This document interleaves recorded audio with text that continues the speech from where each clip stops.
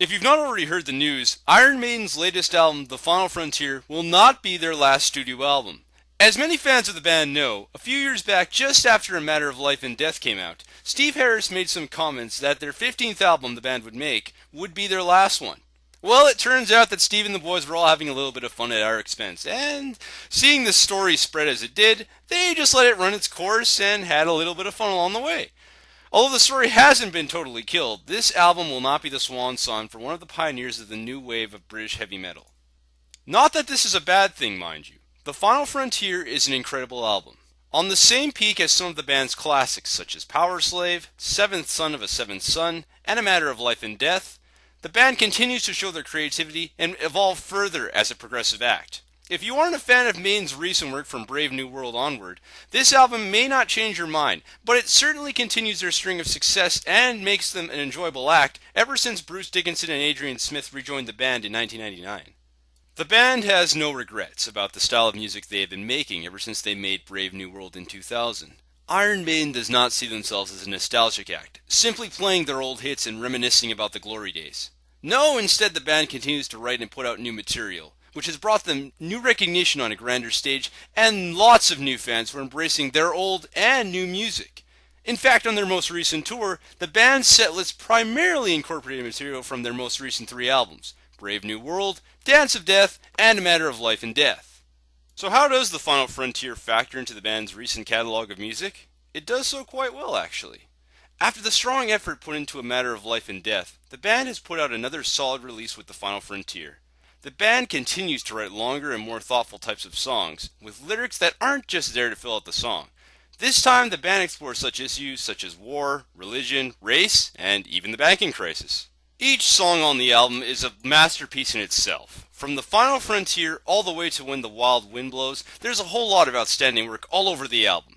One of the principal songwriters this time around is once again Adrian Smith.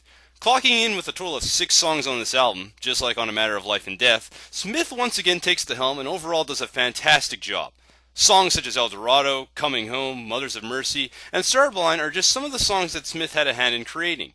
The rest of the songwriting falls upon Yannick Gers, Dave Murray, and Steve Harris, with Gers pitching in 2 songs, The Talisman and The Alchemist, and Dave pitching in with The Man Who Would Be King and Steve's song When the Wild Wind Blows.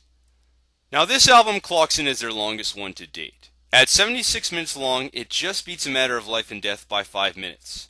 6 of the 10 songs clock in at over 6 minutes long, and most of the songs on the album are paced nicely. If you like the fact that Maiden have been releasing longer and longer songs on their last few albums, this album will be a real treat for you. Now, considering the band has always been somewhat progressive when you take a look at some of their longer songs from the earlier albums, such as Rhyme of the Ancient Mariner, Caught Somewhere in Time, Seventh Son of a Seventh Son, and Sign of the Cross to name a few, this trend continues on The Final Frontier. To be honest, The Final Frontier is not breaking any new ground for the band in terms of its songs. It's not really a revolutionary album or even groundbreaking, like say A Matter of Life and Death, which in my opinion is their best album since they've reunited. However, if you're a fan of Maiden's recent work, you'll probably like this album. Yes, there are some riffs and sections that do seem to be lifted from some of their previous works, but generally most of the songs on the album are excellent. The only tracks I really weren't too fond of were The Alchemist and Mothers of Mercy. There really isn't anything too special with The Alchemist, other than the fact it shares the same name with one of Bruce's songs from his solo album, The Chemical Wedding. Oh, and by the way, it's totally unrelated to that song. It honestly screams single material, in my opinion. And compared to the other tracks on the album, it just doesn't hold up as well as, say, Gers' other track, The Talisman, or even Isles of Avalon, or When the Wild Wind Blows, or even El Dorado. My opinion on Mothers of Mercy, though, has changed a lot since I first heard it. After subsequent listens, it just clicked with me. It's one of the grower types of tracks on the album. You know, that seems to be the trend on this album with some of the songs, in which you don't exactly like it on first listen, but after multiple listens you go, hey, I get it now, and I like the song. After these concerns, my other thoughts on what was missing on the album are really just minor sorts of wishes. You know, things that would have been cool to see. Number 1 on that list is it would have been great to see a Bruce Dickinson penned song, either by himself or simply with him leading the effort. Considering that he has a grand total of 1 song contributed musically since he returned to the band, Out of the Shadows from A Matter of Life and Death, I would have liked to see what he could have done on this album. Maybe what he could have added. He really doesn't have a lot of contributions other than being the third member of the writing crew, so meaning he has minor musical and lyrical contributions. I do acknowledge that he does a lot of work lyrically for the band, but considering some of his past work on his solo records, and with such songs as Revelations, Power Slave, Flash of the Blade, Bring Your Daughter to the Slaughter, and others, I know Bruce could add something really awesome to the effort. It also would have been fantastic to see some additional new material from Steve Harris and Dave Murray, who have each only contributed one song on this album and on A Matter of Life and Death. This more applies to Dave Murray than it does to Harris, since Harris generally contributes to most of the songs on each album lyrically and musically along with the architect of each song. Dave's contribution on the album is The Man Who Would Be King, which is probably one of the better tracks on the album, and it still shows that Dave can bring some new and radical ideas to the band, while still maintaining the band's sound and keeping that Iron Maiden feel.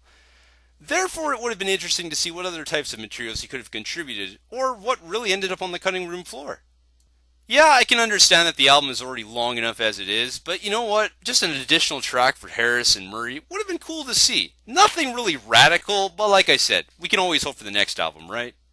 In addition, the album is being released in two editions, a standard jewel case edition and a metallic deluxe edition. Now, the metallic edition isn't really anything special to write home about, at least regarding what's inside. All you get is just the booklet and the disc, and heck, the booklet doesn't even have the band name or even the album name on it at all, which is just really strange. I mean, the standard edition has all this, but why did they decide to omit this? Was this just an oversight or something? Really weird. Other than a pretty case, there's actually more stuff you get with the metallic edition. By going to ironmaiden.com/bonus, you get access to some new bonus features, such as wallpapers, pictures from the tour, the music video for The Final Frontier, candid interviews with the band members from Sam Dunn, who did Iron Maiden's documentary 666, and finally a game, Mission 2 Rescue and Revenge, which is played via your browser. Has you playing as Eddie in a spaceship, going out to rescue Nico, who's been captured by space pirates. And that's the story. Yep, short and to the point. It's a pretty decent space shooter, though. 5 levels, and it's actually kind of fun. Nothing really revolutionary, but a good time killer. My final thoughts on The Final Frontier is it's an all-around great album. There are plenty of memorable tracks, and it'll be great to see some of these tracks played live, or perhaps Maiden will go the route of playing the entire album on their upcoming tour. Yes, that would be very interesting if they did that again. I'm sure it'd get quite the reaction from the fan base. However, I don't see The Final Frontier as their best album since the reunion. But I think it's probably their second best in my book. It's better than Dance of Death, and it just edges out Brave New World, but not by a ton. I still put A Matter of Life and Death ahead of this album, simply because every track on that album flows nicely, there are fantastic lyrics, and it's got a lot of extremely memorable songs that sounded fantastic live, and just flow nicely within the specter of the album. The Final Frontier, however, is still a very good album by Iron Maiden, and I love listening to every minute of it.